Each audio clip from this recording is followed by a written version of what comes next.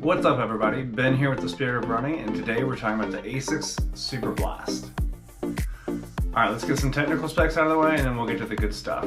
This shoe comes in at 239 grams, has 45.5 millimeters of stack height with an 8 millimeter drop, and retails for $200. Everything about this shoe is summed up in one word: maximum. This is a max cushion shoe, so if you like a lot of cush, this is the shoe for you. Moving from bottom to top, we've got some really good rubber on the bottom here. We've got good grip.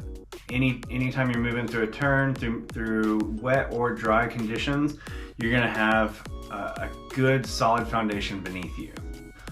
Moving into the midsole, we've got Asics Flight Foam Turbo, which is their premier foam for all of their racing shoes. The nice thing is we get all the benefit of that premier foam in a daily trainer. Moving into the upper, everything fits really nicely. My size 10 fits true to size. If anything, it does fit just a hair long. Women, this is a unisex shoe, so you're going to want to account for that as well. Asics does have about a size and a half difference marked on the box, so the men's 10 is going to fit like a women's 8.5. I think that size and a half is to account for the extra width in the shoe as well, from it being a unisex shoe. The lacing system is really great. The tongue is sewn into the upper. Very thin, kind of minimal tongue here, but just enough cushion that when I was tightening the laces, you know, if you have a tongue that's just too thin, you can feel that lacing kind of pressing down on the top of the foot. Didn't have any issues with that. Good cushion here around the heel cup. Foot felt locked in the whole time, so I never had any issues with slipping. Again, kind of play around with the sizing on this shoe because it is a unisex shoe. I think women are going to have a little more trouble sizing this shoe than men, so you're going to want to. I would recommend trying like a half size up and a half size down, along with what you'd normally go with for your running shoe. Runners and walkers, I think there are a couple applications for this shoe. I think that this is a phenomenal daily trainer. We've got that Pro line foam in here, but again, there's no carbon plate in here, so it can definitely be used as a daily trainer. You can log a lot of miles in this shoe. Where this shoe will be interesting for a lot of people, I think, is that for me, I feel like the Superblast as a bigger guy functions more like the Novablast does for some of the smaller runners. So I think that this is a shoe that can work for a wide variety of people. I've seen smaller runners try it on, they love it. And I think the nice thing for the bigger guys especially is that we can have a racier shoe that has a lot more stability in the heel. This has even more stability in the heel than the Novablast does, and I think that was a big upgrade to the Novablast 3, having that stability in the heel.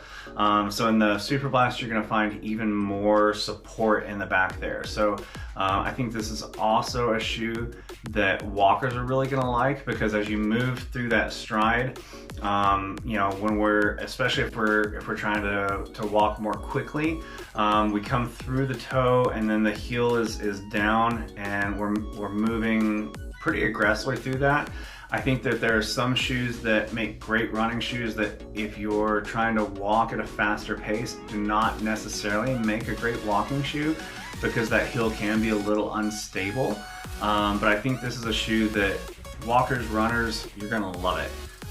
The price point, $200. We're looking at kind of race day pricing for non-plated shoes. So I think some people are gonna have a little bit of an issue with that, but I think that the durability and the mileage you're gonna get out of this shoe, and just the amount of fun that you're gonna have when you're running it, is gonna kind of balance out the budgetary concerns on that, especially since this is a shoe that I think you can take from day one to race day of your training cycle and just really enjoy every mile that you spend in it. Elephant in the room, Ironman has called this shoe out as a non-race legal shoe. I think that that's really only going to be an issue for people who are going out for podiums, going out for money. I think a majority of like the Asics athletes who are sponsored are going to be running in like the Metaspeed Sky Plus. I think they're probably going to be training in the Superblast, but they're not going to be racing in it. I would be shocked if anybody racing Ironman gets pulled off the course because of their shoe choice. I don't think anybody's going to be looking that close. The whole idea of like a race legal shoe, I think amateurs get caught up in that idea. And I've you know, in another review, I spent a lot of time talking about like race legal, non-legal.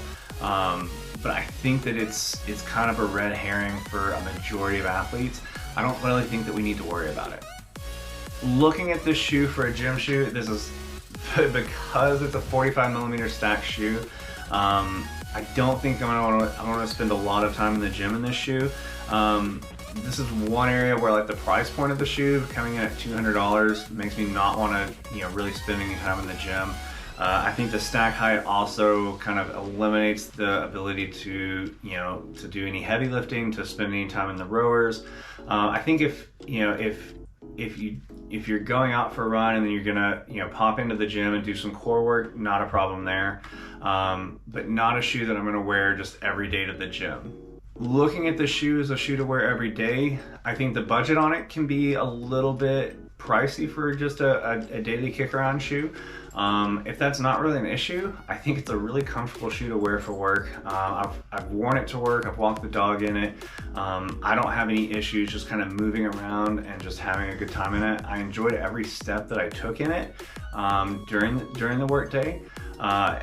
This is the original color, but it also comes in a couple really sweet colorways.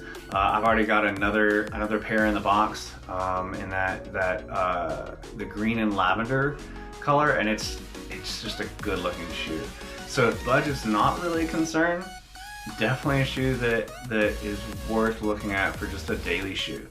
If you're on your feet all day, I think there's so much cushion here that it's going to be a super comfortable shoe, especially if you're in, you know, medical profession, you're on concrete all day. I think that it's just a super comfortable shoe. In summary, I think that this is a shoe that I'm going to be reaching for a lot. I think that it's a phenomenal just do everything shoe in. I think it excels at kind of the longer mileage where I'm going to be doing some pickups in the middle. But again, this is a shoe that I would 100% take from, you know, day one to the starting line of a race and just have a really good time in it. Price point, $200. Again, check it out. Women, be flexible with your sizing. I think that the unisex sizing can be problematic. I would love to see Asics in the future drop a men's Superblast and a women's Superblast specifically, just to get that narrower fit for the women. I think that the trend towards unisex sizing on the racing shoes, I get it, but I would love to see this shoe in a men's and a women's specific shoe because it's such a good shoe, and I think that it could be just a much more accessible shoe for everybody with you know, 2 different widths on there.